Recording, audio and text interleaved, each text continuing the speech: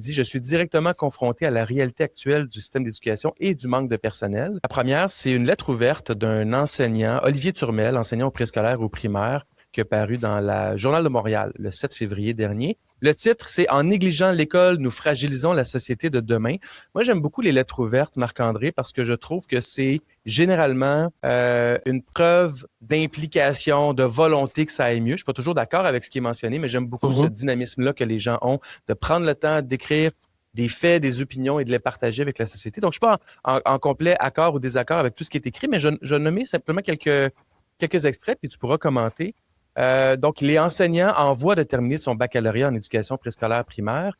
Il dit « Je suis directement confronté à la réalité actuelle du système d'éducation et du manque de personnel. Tout d'abord, on remarque que même dans les services de garde scolaire, le manque de personnel affecte la qualité de l'encadrement. La rigueur quant aux compétences exigées des éducateurs semble s'effriter depuis quelques années.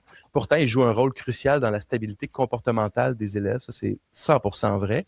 On peut se demander pourquoi, et là, il parle de sa formation en lui, pourquoi entreprendre 4 années d'études universitaires, effectuer des stages non rémunérés pour ensuite se battre régulièrement pour des conditions de travail peu attrayantes. Le système est à la dérive. Donc, c'est un constat plutôt sévère de la situation. Il y a quand même 25% des enseignants qui quittent la profession dans les 5 ans qui suivent leur arrivée en poste.